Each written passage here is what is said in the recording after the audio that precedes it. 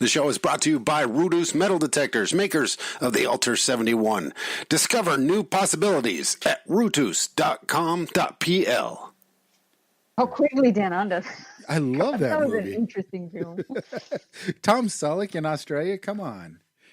I don't even think I liked it. I reckon I liked it when it first came out. I reckon I haven't seen it in forever, but it's one of those old time Western I things. watched it. I tried to watch it recently on Netflix. I had to turn it off. Did you?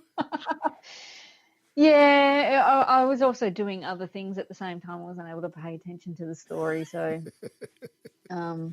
yeah, I don't know whether I'd go back to it. A lot of the stuff that I watched when I was a child, and I thought, yeah, that was all right.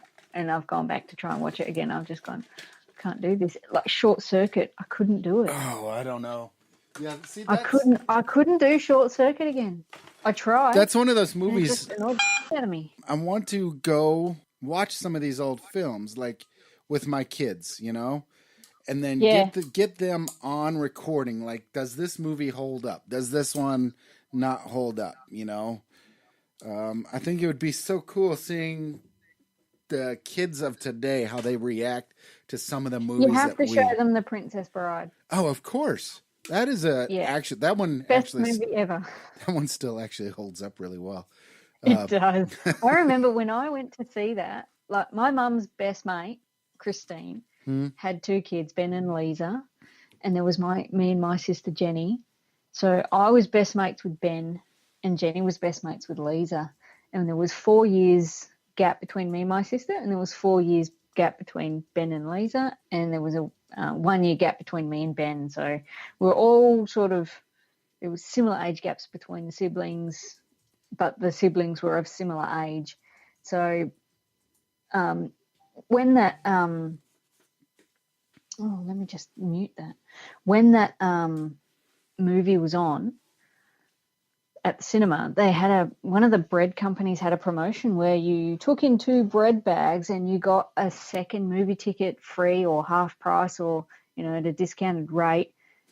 And we went to see this movie on that promotion, and Ben and we just like, we don't want to see this bloody princess film. We're not into that kind of crap. In the 10-year-old version of the complaint, and we were just moaning and complaining and tormenting our siblings because of it and calling the movie all sorts of bad names. Anyway, we went and saw it, and we came out and we loved it. It's and a brilliant film. film. Love it to this very day. It's one of my top movies. It truly, The Princess Bride, so clever. Princess Bride truly holds up. All ages. It was brilliant. I mean, it was better than Flight of the Navigator, which I really liked at the time. But yeah, sometimes you can actually hear me quote The Princess Bride quite a bit.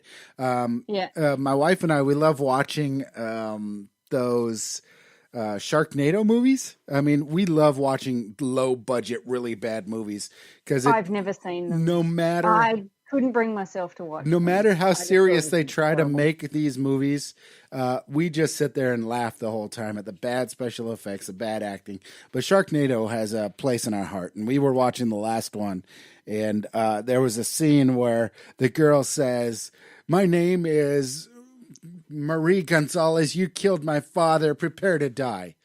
And I was like, "Oh my Lord, now they're copying Princess Bride." And my wife looked at me and goes, "What do you mean?" "Hello, my name is Diego Montoya. You killed my father. Prepare to die." And she's like, "What?" I mean, I have so many quotes from that movie. Every time somebody says, "Talk to you later," or "I got to go to work," I always say, "Well, have fun storming the castle." But yeah, I do quote it from time to time. I couldn't actually give you any examples of when I would do it, but I do that, and I do The Simpsons as well. Yeah, early Simpsons. I haven't watched any of the later stuff, but I have conversations with friends of mine who are in our little tribal circle, and my partner, doesn't really get into The Simpsons. She watched it, but she doesn't know it in and out like her best mate and her best mate's husband do. And we just have these conversations quoting The Simpsons, or somebody will just throw out a one-liner and like the three of us will just start laughing our heads off, and Catherine's just like, what are you talking about? Oh, Simpsons. Yeah, it's one of those things. I was thinking about buying the Blu-rays, but or DVDs, but I'm kind of glad I didn't, because what are they, season 28 now? I don't know what it is. It's the longest running cartoon, I think. Yeah, it's I think the longest running television show besides soap operas or anything. Yeah, I don't know. I stopped watching TV quite a while ago. Yeah, I don't watch Simpsons that much. I watch Family Guy and whatever else I can get my hands on, whatever's over here in Germany on Netflix or Amazon. It's what I'm usually watching.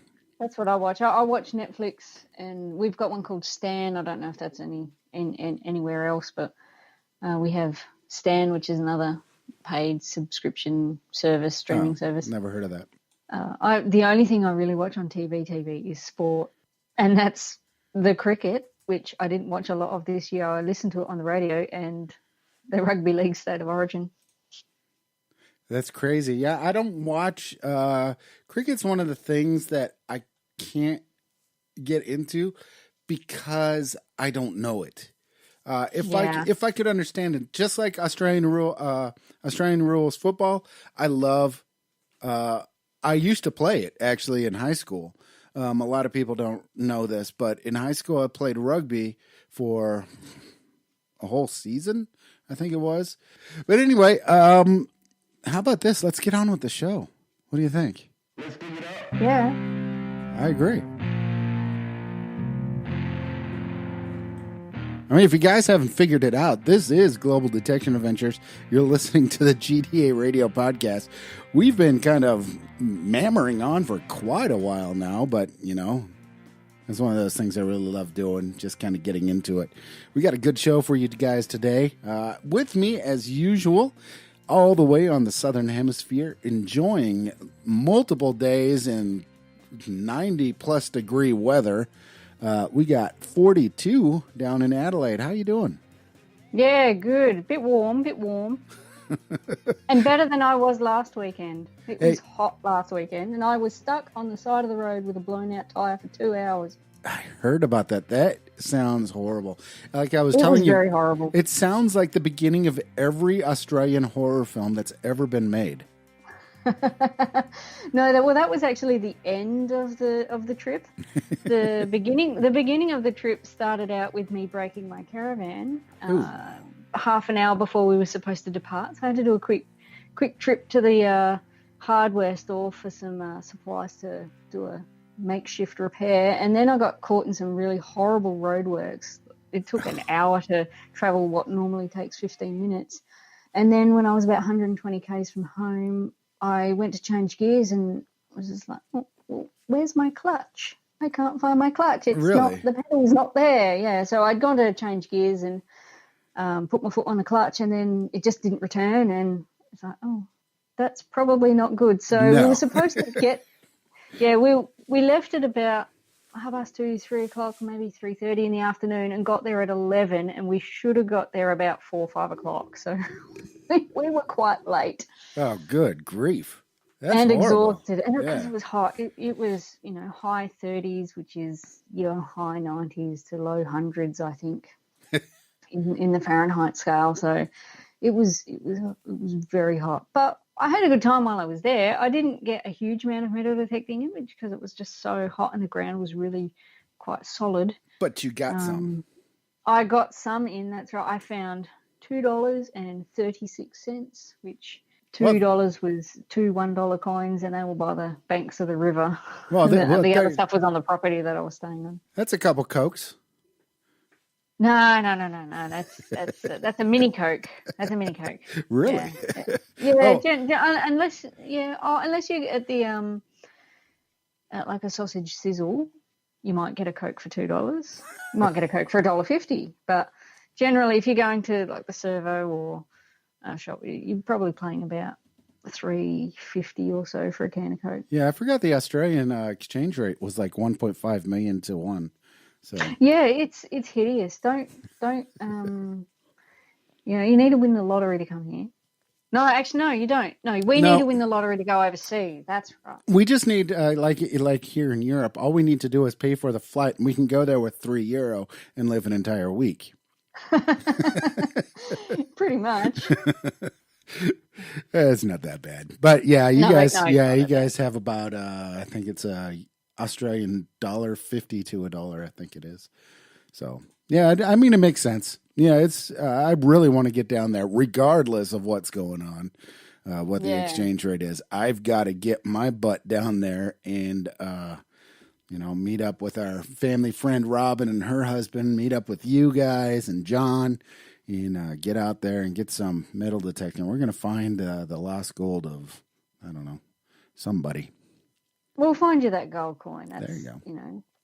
That's the plan. Yeah, sadly enough, I am stuck home again for one last month. I'm hoping this is the end of it. I'm hoping the knee is finally done.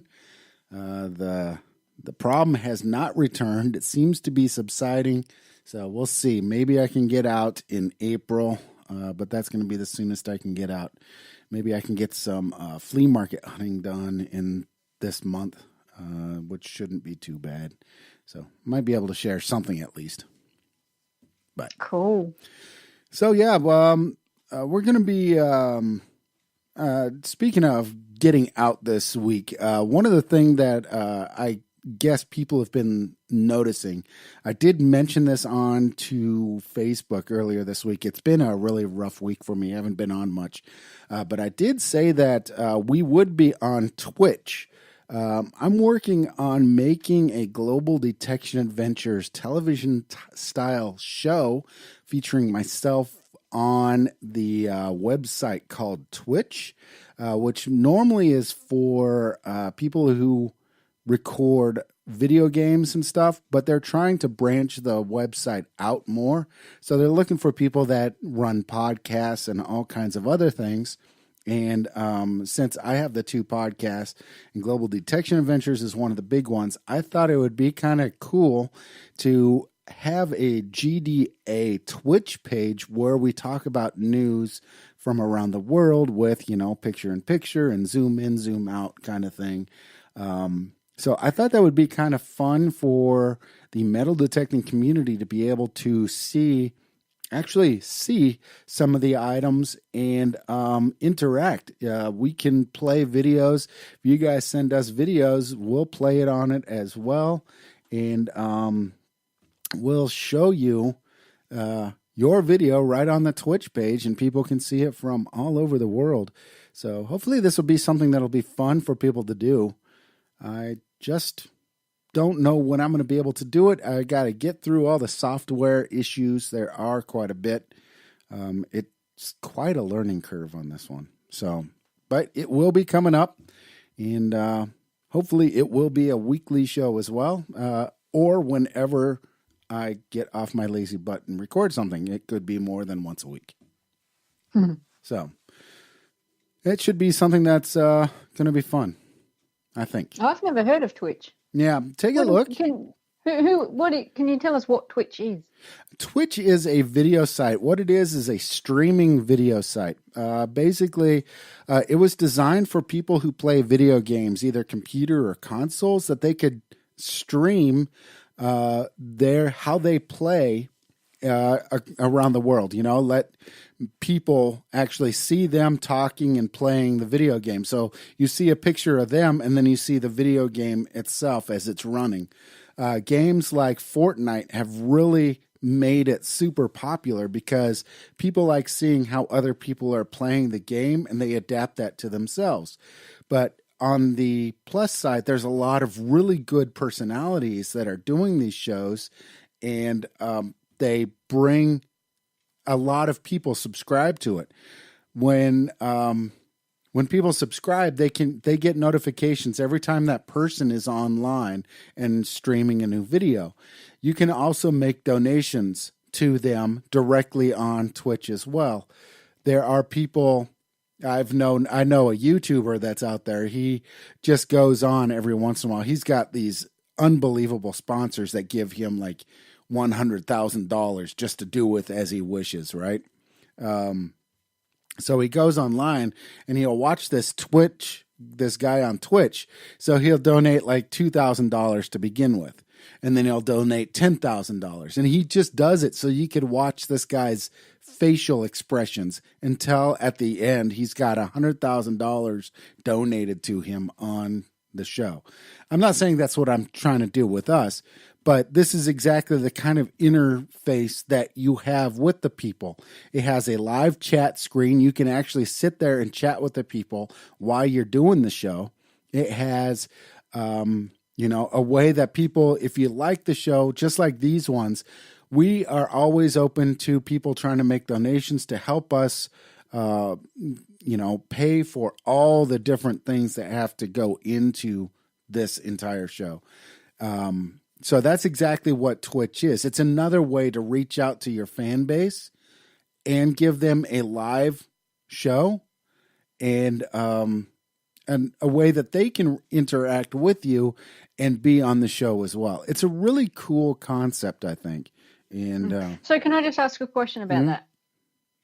It's a live streaming? Yeah, it's live stream. Once it's streamed, once you've done that live, can you go back and view it again, or is it's gone? Yeah, I can set it up that even if I'm not live, it'll repeat that same show that I just did until the next live version, one. So even if you don't see it right away, it will be viewable later on. Okay, because we are global and there are times. Yeah. That's the biggest problem. And because if everything works out right and I'm starting my next job, I might not have every weekend free. And so this gives me the opportunity to interact with people and do something when I am off, which might be during the week, which might be on the weekends. I don't know exactly if this, my move in my workplace is going to be happening. So we'll see exactly how I'm going to be able to get this out to you guys. But this is going to be a really, really big move. The podcast will still be around. Me and 42 will be really talking into your guys' ears and everything else, like I always say. But this also gives us another way to interact with you as well.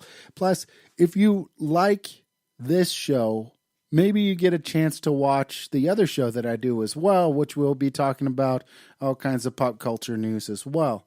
42 might know that I do Legos as well, and this gives me an opportunity to talk about Legos, talk about video games, talk about movies, television, and everything else as well. So, it's a great way to reach out to people, and I'm hoping that this will be something that'll definitely work out. Cool. All right. Shall we go into Find of the Week? Yeah, let's do it.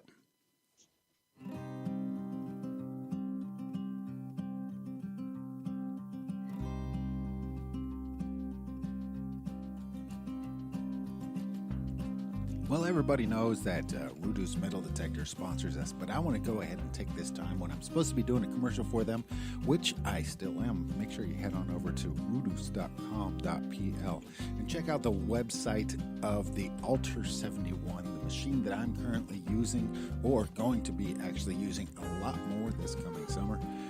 Check it out. It's a really great machine. It's one of those professional quality machines at a rate that everybody can afford, actually. It is by far one of the most personalizable machines that there are. So check it out at rudus.com.pl. And what I really want to do is I want to give a huge shout out to Eric over at rudus.com and also to Viola. These two people, Eric and Viola, make it their personal commitment to every single customer of Rudus.com to become as personal as possible with each and every one of them. They are a great company. Make sure you check them out. But thank you to both Viola and to Eric. You guys have a great company. You guys really care about the people that you're serving, and you care about the machines that you create. Thank you so much for what you do. All right, that's it for me. Let's get back to the show.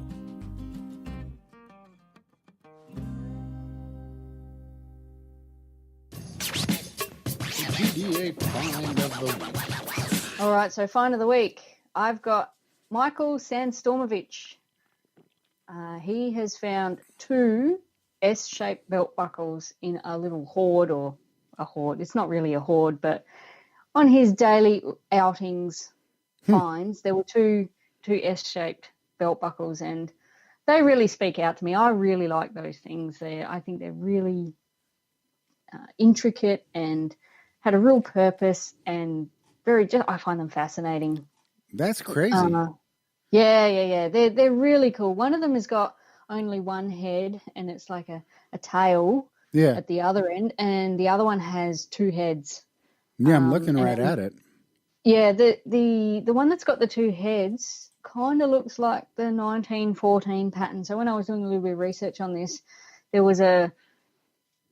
I saw a lot of references to the 1914 pattern, which was used, I believe, in World War One. Don't quote me on that. It's actually quite a little bit difficult to get information on these particular buckles.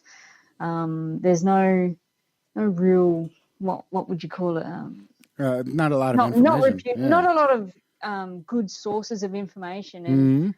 And when you do your Google searches, you got to take a lot of what you find with a pinch of salt, because it could be just some guy. Google searches is the modern day of people scrolling on the back of the toilet wall at the pub. So that's not mine. That's Dr. Carl's, but it's still very valid.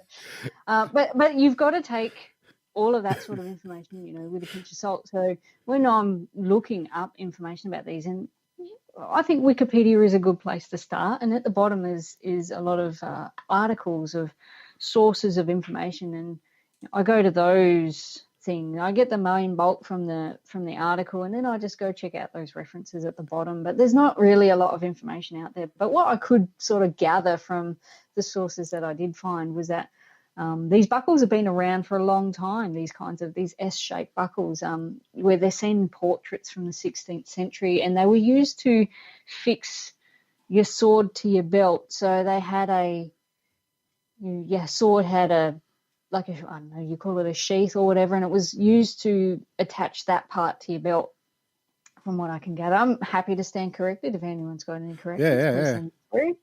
Lance will give out the email later. Yeah. But as fashion does, they go in and out of style. So they went out of style and then they came back into style. But they were definitely used in the military for several countries. We've seen lots of photos of people in their uniforms. They could be their dress uniforms.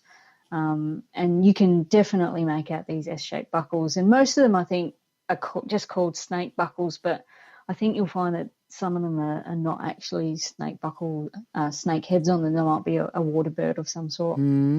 So, I picked those, and I'm very jealous. I've been wanting to find one of these for a long time, and when Michael found 2 of them, I was what we call in Australia totes jelly.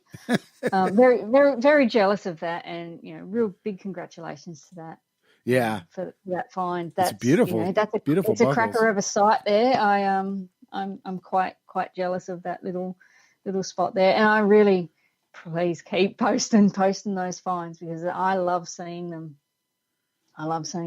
Yeah, it's definitely one of those ones. I wouldn't, because it's a lot of other things that are in the photo with it, and I wouldn't have picked it out right away. But a good eye on actually pulling that out, because it's a really great find. Really one of a kind, and it does look like the 2 actually belong together in one way or another. So yeah, I'd like to know, where is Mikael from, and I'm trying to Western Australia. Is it? Yeah. Oh, he's a local boy.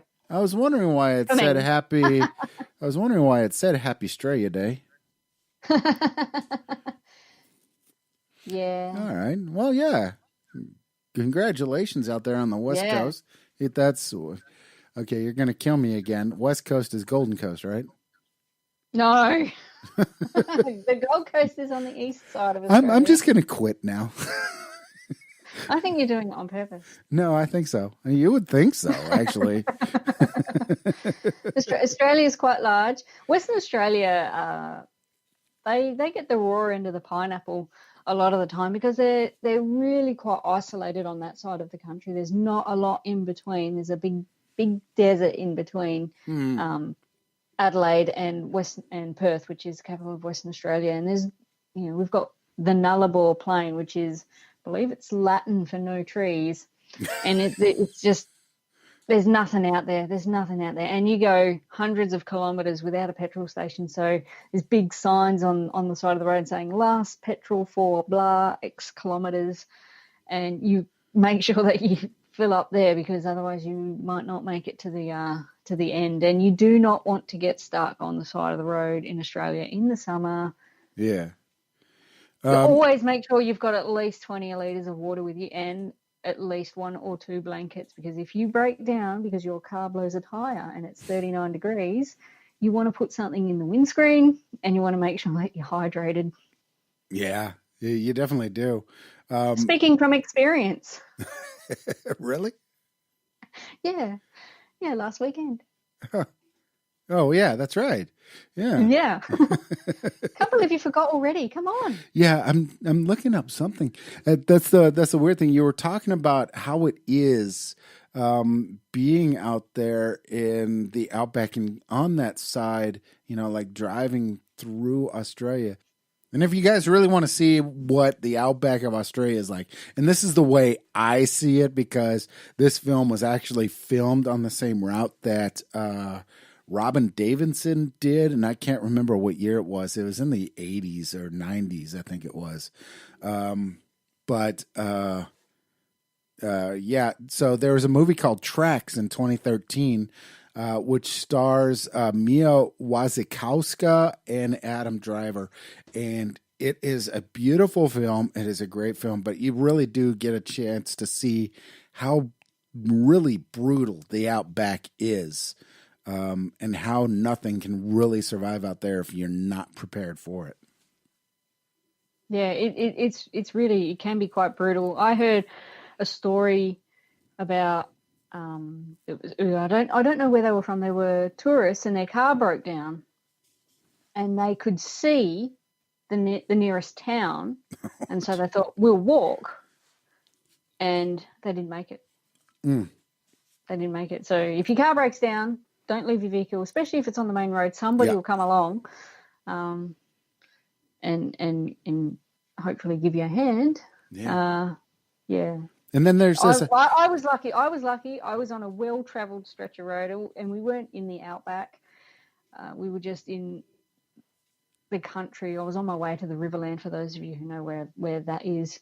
So there's lots and lots and lots of vehicles. And we still had phone reception, so I was able to call roadside assistance, and they were able to help me change that tyre, and we were able to get back on our way. But it can be quite brutal, the Australian summer, especially if you're not prepared. Yeah, definitely.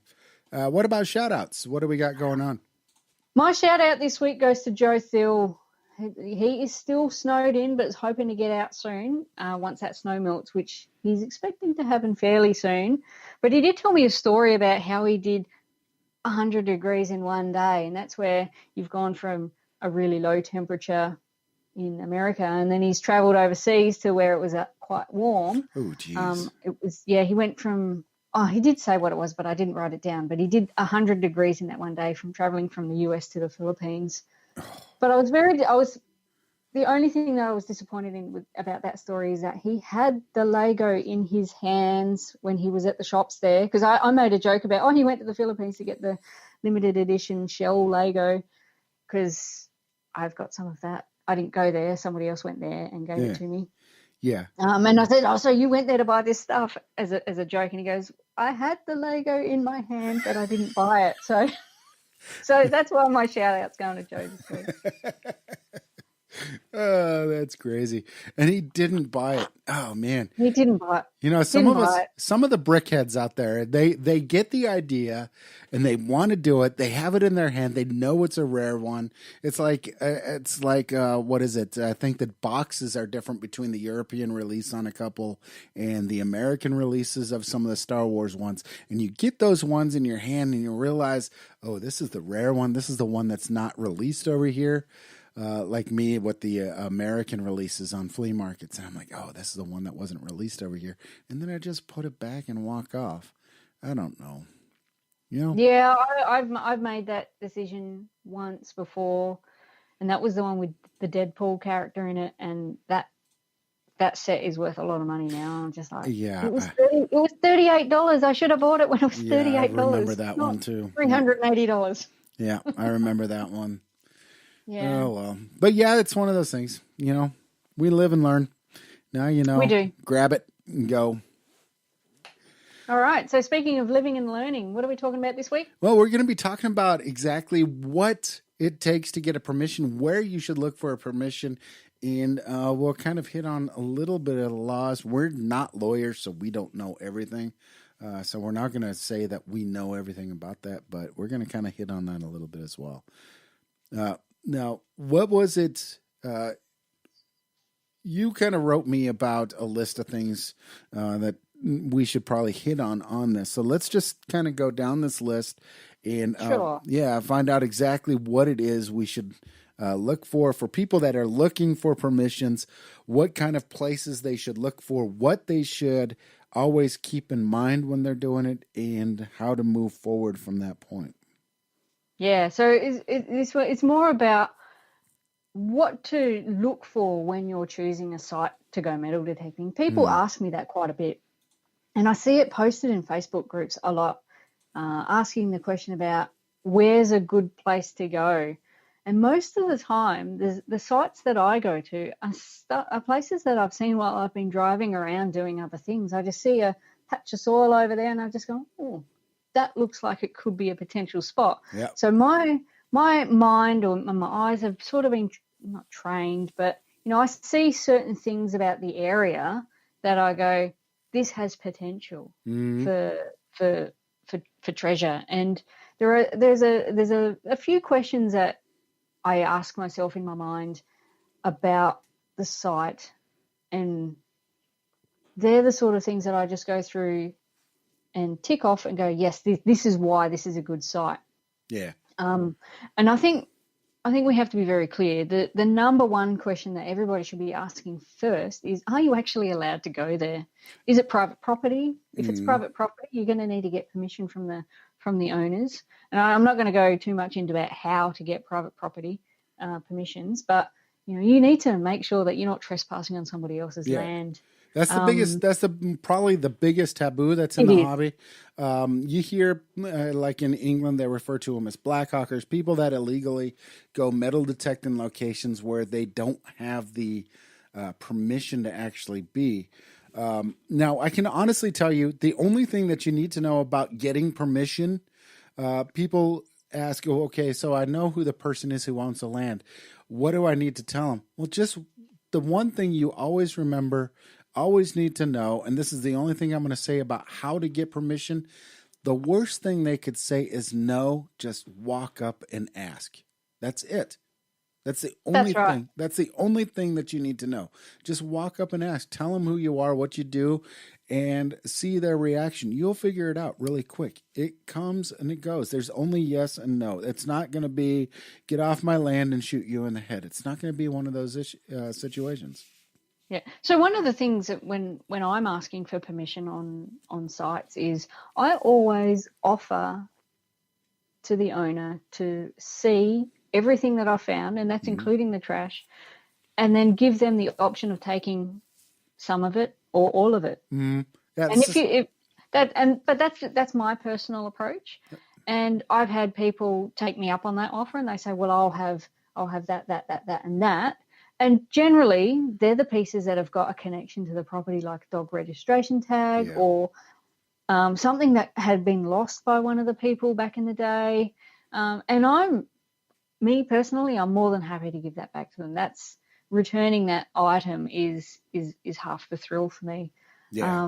But using that approach could demonstrate to the landowner that you're not just there to dig holes and ruin the soil. I also offer to give them a demonstration of how I retrieve things. And I also offer them the use of my spare detector, because if I'm going to a private property, I'll have a spare detector with me Mm-hmm. and say, if you want to join me, I'll show you how to use this machine. And no one's ever taken me up on that yet, but I always have that as a thing. They've just gone, oh, that's really interesting, but no, I'll just let you do it, and just be chatty with them. You know, if they want to engage in a conversation with you, Yeah. be polite. Offer to make the cups of tea if there's one offered. That's what I do. I haven't had to make a cup of tea yet, but I have had several cups of tea, and one of the permission sites that I've had, which I hope to be able to go back to once the weather cools down a bit. The people are really really lovely people, and I feel like I've made a new friend. So for me, it's not just about digging up and saying see you later. It's digging up, sharing that little bit of history, having a chat and a cup of tea, and building a friendship, because they might know somebody else that has more land that you can go and visit, and they might recommend you. One of the permission sites that I had, I was actually looking in a public creek in the creek there, and I said, oh, what are you doing? I said, oh, this, that, and the other. I said, oh, do you have a card? I said, well, as a matter of fact, I do. And I just gave them my card, and it just went from there. That's crazy. So, yeah. So the number one thing is, are you allowed? Oh, crash, sorry. Yeah. My foot went to sleep. Ow. No, that's kind of cool. That's cool. But you and I, we have the same kind of metal detecting principles, I guess. I always show the owners what I find. I usually send them photographs of it as I'm coming off the field, and then I get a chance to clean it. And then if they want any of it or all of it, they have the opportunity to take it all. At some point, if they want, I will actually drive out with everything I've found and let them dig through it and take a look at it. Just like you, I always have a second metal detector with me. The Deus or the Tesoro is always in the car, and if they want, they can definitely come out. It's one of the things that I really love. That we can actually interact with the owners, and they get a chance to see, because a lot of people don't know what was on their land or what happened, and they get a chance to see, oh, wow, look at all this history that is coming up from this area. Just like the one guy who owned the field where I was at, he had no idea there was a path that cut across there in the 1700s to the late 1800s. And I found all those coins, and we were able to get an answer to that question. He's like, wow, just think, 150 years ago, this was all wooded area that cut through here, and people would ride their horses, and now it's just a field. Yeah, yeah. So the other thing that you need to be aware of is that a lot of countries have restrictions or local rules that need to be obeyed. Oh, yeah. Before you go. No, so in Australia, metal detecting falls under the fossicking umbrella, and each of the different states have their own different rules. Some states you need to have a permit, some states you don't. Some states you need to you can't go into national parks, or you can't go into conservation parks. I'm not sure whether that's nationwide, but I know in South Australia, where I'm from, that it's illegal to metal detect in a national park or a conservation park. Yeah. And I would think, I haven't confirmed this, I couldn't find anything online to confirm this, but if there was a beach that was a part of that national park, I think that would be off limits as well. I know I wouldn't detect it on that premise. And yeah, so you just need to make sure that you're obeying the country's rules as well as the local rules. So within our states, we have what we call council areas. So it's the local government. Some councils actually specify no fossicking in their areas. There's one that I know of in my state. So I won't go to that area to go detecting. So just wherever you are, make sure you are up to date with the local laws. Yeah, that's the same thing that happens over here as well. Germany is split into 16 states, And each one of the states has their own rules. Luckily, I live in Bavaria, so that means that it is legal over here as long as it's not a historically preserved land. So we're really good where I'm at. I could actually just go out into the woodlands over here where I'm at and metal detect without any kind of permission needed because it's considered public land. Even though the wooded areas are usually owned by multiple different owners, they each have a certain plot in it. But as long as it's not fenced off and there's no signs that say private property, I'm able to just go in and metal detect without any problems whatsoever. It's just if anything's found, I have to report it. But there are states in Germany where it is completely illegal to metal detect. There are also states where, just like you need a license to metal detect. So that's one of the things that you have to look at. In the United States, I don't know exactly all the laws about it. I'd really love to hear from somebody in the U.S., maybe in the next week or two, about the laws in the United States about metal detecting, because I picked it up over here in Europe. So I don't really know any of the laws that are over there in the United States. I do know a lot of the laws that are here in Germany, and I just happen to be lucky enough to be in the best one. But there are places like England where they do. Let me kind of pull this up. Now, they need to have permissions to go on to any of the farmer fields or anywhere else. And I was talking with Scott Dubé and his wife, Kimmy, and they usually say that it's if they see a farmer in a field, they just walk out to him and just ask him. They said that 9 out of 10 times that usually works, but they do have a a metal detecting insurance by the NCMD, National Committee for Metal Detectors, I believe it's called. So you need to be registered in there. You have to have some kind of insurance. And I believe it has to deal with the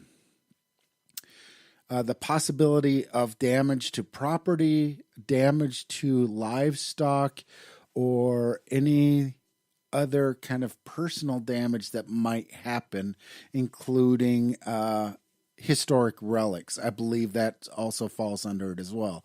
So if you dig and hit something historic that causes, a couple £1,000 of damage to a $2 million piece of history, so I think you're covered by this one. Now, anybody living in the UK, please let me know if I'm right or wrong, if I'm way off base. I'd really like to know about what the NCMD is, what all the metal detecting stuff. I know that Archaeology and Metal Detecting Magazine, they might be moving into that direction as well in the next year or two, but we'll see. I don't know. Please let us know. I would definitely love to have you on the show and talk about it. We can talk about the different laws in each one of the countries. Feel free to hit me up. All right. So the next thing that you need to know is, what are you looking for? I think that's another really important question, is what is the sort of treasure that you want to find? If you're looking for gold, chances are you're not going to find it on the beach. Well, maybe. Well, you might. I'm talking about gold nuggets here, not gold rings. No. Now, if you're in South Florida, you might be finding pirate gold, so I don't know. Well, maybe, but you know what I mean. You know what I mean. Yeah. If you're chasing color, that beautiful gold yellow color, then you're probably not going to find that on the beach, and you're probably not going to find that in your local playground either. You need to go to the right area. You need to go to the gold fields for that. Well, if you are looking for a beautiful yellow color, the beach might be for you, but just in a swimsuit, and make sure you have enough suntan lotion. You're terrible, Muriel. So if you're into modern coins and jewelry, then the good places to go could be the beach. Modern parks, parks where, where people are. People lose coins out their pockets. Playgrounds, the swings are really good little money boxes, so they're a good place to start. Yeah. The downside to the modern parks, though, is that there can be a lot of trash. But if you've got the right gear and the patience, you can clean up those areas pretty well, or discriminate out. When you do discriminate, though, you do tend to lose your opportunity for the gold rings if you're looking to get rid of those ring pulls and pull tabs. Yeah, that's one of the things. Like over here in Germany, there's a couple parks nearby, and me and the guys from the metal detector Schweinfurt, we actually get permission to go to one of the swimming areas, and we pull out all the trash, all the bottle caps, and everything. We've done this 2 years in a row, and I think over the course of the last 2 years, we didn't actually do it this year, but the last 2 years we did it. I think we pulled out a good 5 to 10 pounds worth of trash, just all kinds of trash that just really was underfoot, including broken bottles. And the good thing about when you're pulling out the trash is, one, when you go there the next time, that's a signal that you're not going to be finding. Mm-hmm. Two, you're taking out a potential tetanus shot for someone. Exactly. I don't know if it made the news over there, but over the last week, one of the local beaches here, there was a small child, a girl, probably about 10, I think, was at a sporting event on the beach, and we've had some erosion of the sand dunes, and there was some old fencing that had come apart, and she had a old rusty piece of wire pierce her foot and had to go get it removed. And over the course of the week, the councils have been having their people with metal detectors go down there and clean up all of these old rusty bits of iron. So if you're doing that as a part of your day-to-day metal detecting thing, then I see it as being a contributing to the safety of the community. And that's why I pull all of the trash out. It could be somebody's child's injured foot, or it could be my injured foot the next time I'm there. Yeah, and for me, it's all the trash on the crop fields over here. I've pulled out on one field. I've pulled out so much lead from bag seals. It's unbelievable. In one hunt, me and the other guys from the group, we pulled out almost 30 musket balls within, I think it was like a 30 square meter area. Yeah. Yeah, and like I said at the start, it's an opportunity to not have that signal again. Mm-hmm. And I will go to my sites more than one time. I go there half a dozen times, if not more. There's one site that I've been to over 20 times, and probably on the 18th time is when I found a gold coin. So there is still treasure there. But if you're leaving the rubbish there, then you're just going to come across it again the next time and spend more time digging it on the second time around, or getting that false signal. You might see it on top of the ground the next time, but I always pick my rubbish up. Yeah, I do too. So if you're into modern coins and jewelry, good places are the beach and playgrounds. But if you're into old coins and maybe other relics, they're a different kettle of fish. You can still find those in your modern parks if the park is older, but chances are those parks have been hammered by other detectorists and you might not find them. Research the area that you're interested in. When was it founded? Old suburbs are generally going to give you better yields of good stuff. But if you can find out where the roads in and out of the town were, is there a church? People gathered around churches. That was an important place in society. And where is the water supply? Horses need water. People need water. Roads follow water. At least that's my theory, and that's paid off for me. One of the things that I use over here is I use Google Earth, and I look at historical imagery as far back as it goes. It'll go back to the early 90s usually about satellite imagery. And then I also do searches for historic maps of the area where I'm looking.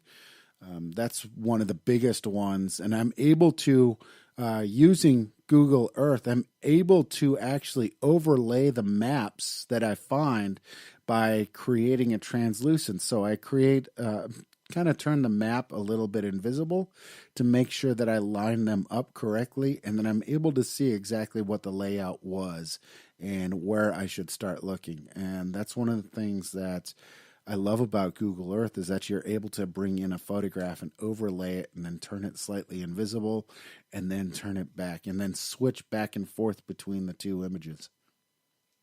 Yeah, that's really cool. You might have to show me how to do that. I'll definitely do it. In fact, I might Yeah. even make a video show people how to do this one. Put it on Twitch. There you go. Is that what it's called? Yeah, Twitch. I've forgotten Like already. I'm twitching. I'm all twitchy. So if you're after gold, like we mentioned earlier, you really need to go to the gold fields. I don't look for gold. I've never really had a serious shot at looking for gold, so I'm not really familiar with what you can and can't do. There's a lot of resources on the internet that will tell you how to look for gold, but just from first principles, I'd probably look for where the old mine shafts were. Yeah. Because chances are that's where somebody else has been digging.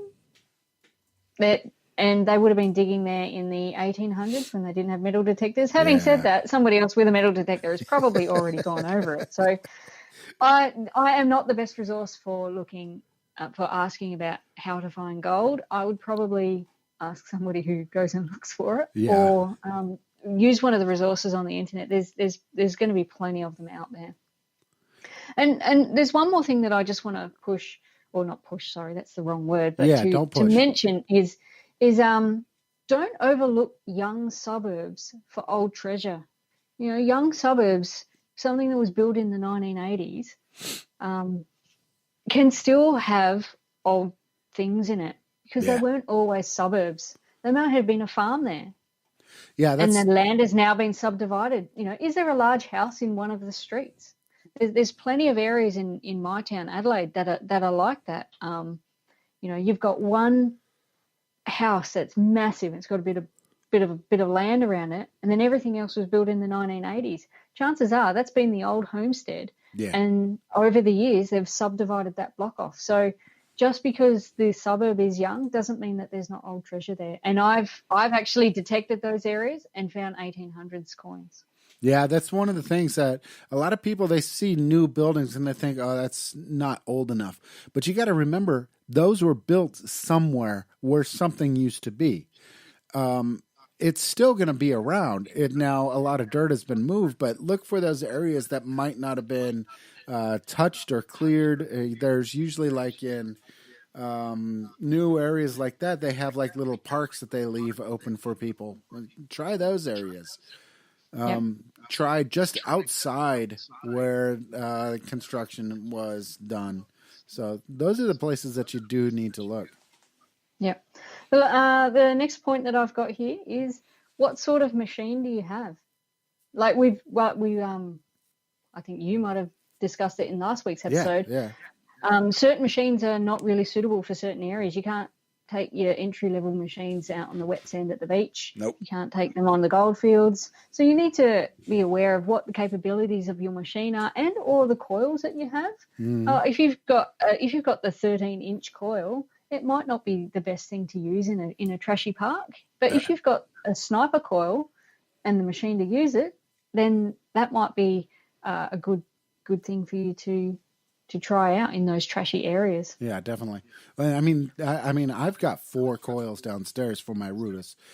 So I am from... You're as bad as me. Yeah. From sniper... Actually, my Rudis is sitting right beside me. But it's... I got from a 6-inch diameter. It's just a small sniper coil all the way up to the 11-inch double D. I've even got a 9-inch double D and a 9-inch double C coil. Yeah, wow. So for the people who are just starting out, I always suggest that they start out where the digging is easy. Yeah, I mean, you can go in your backyard, of course. Yeah. But if you want to try and find stuff that you haven't planted, go to a playground or go to the beach, and because it's really easy to dig the stuff there, because each machine will behave differently with the different targets, and I think most of them are sort of designed for, or at least the VLF machines probably.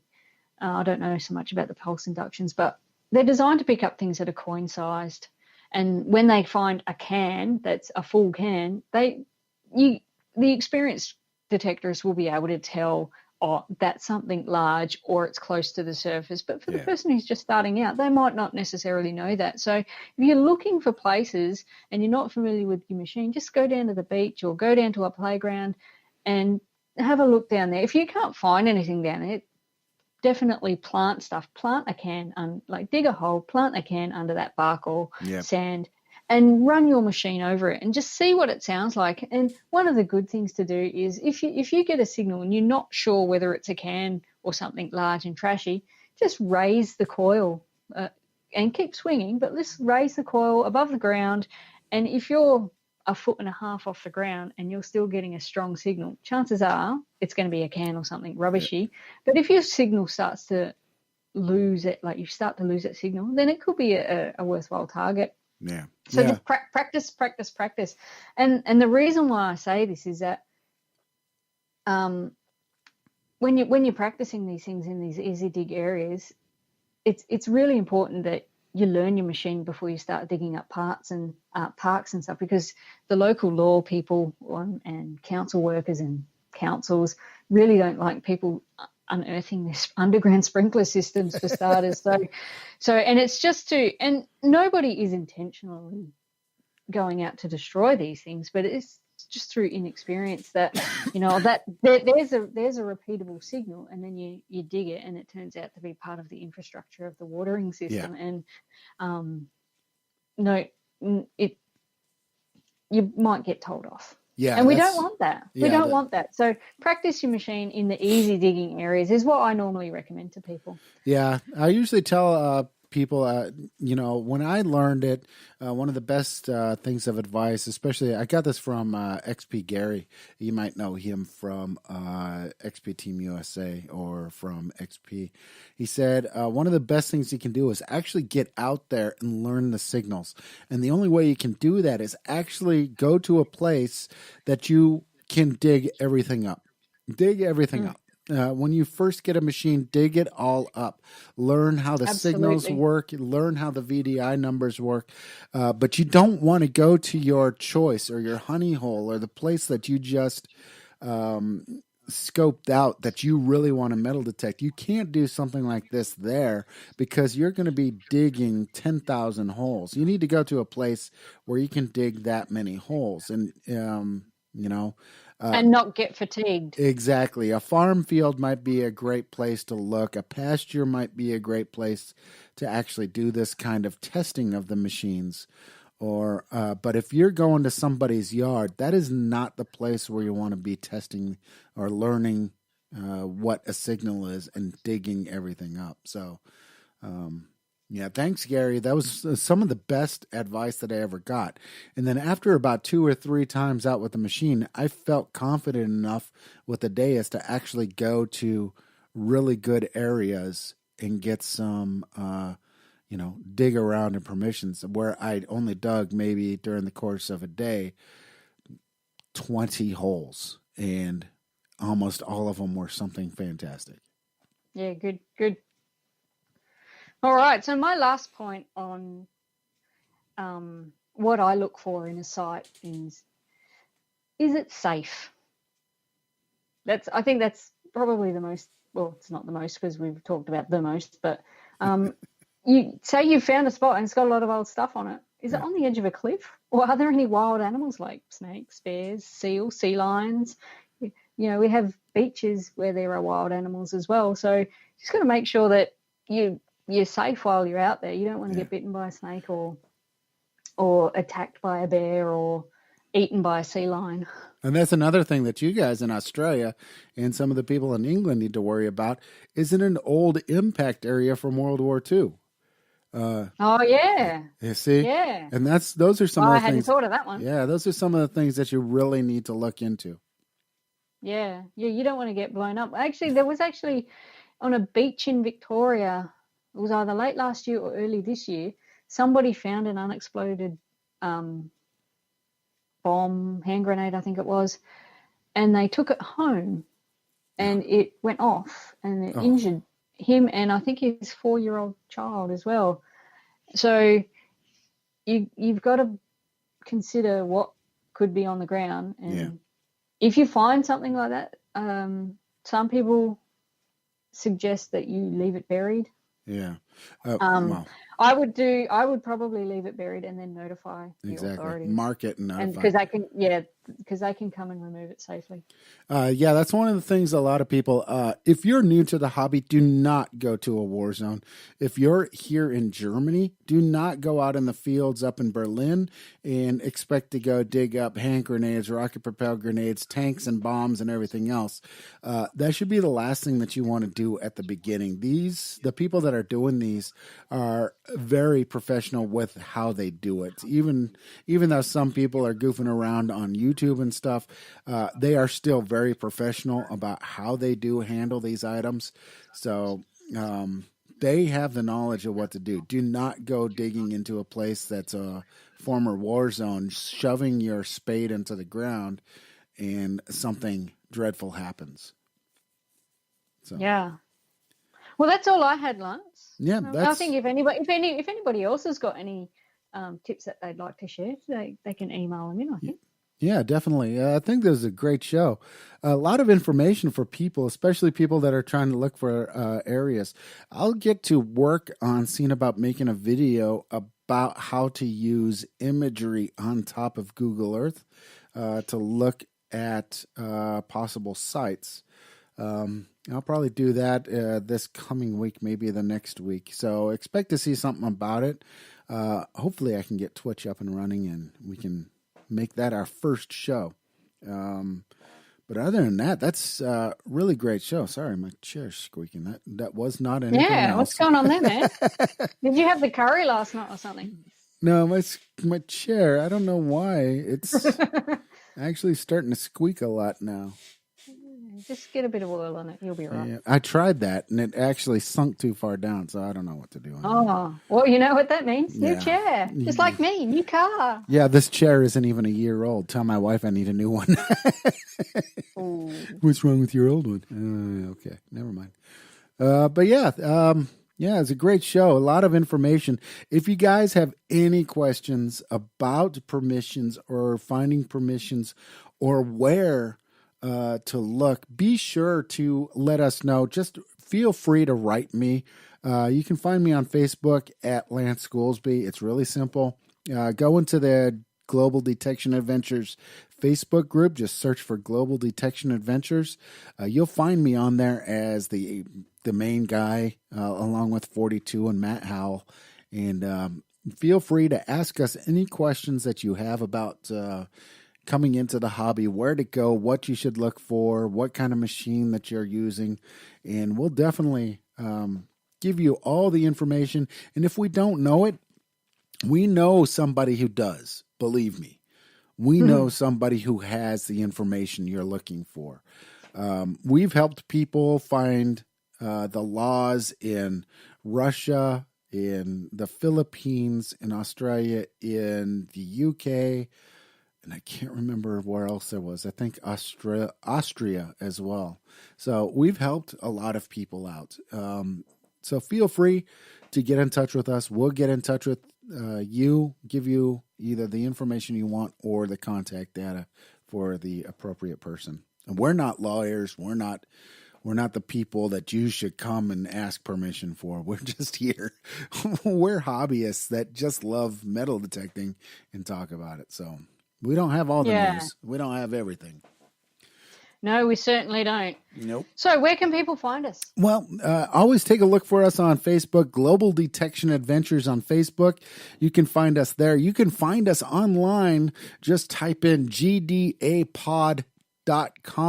You can find us there. You can find every single one of our last 5 seasons of the podcast playable right there on the website. And you can download every single one of them as well.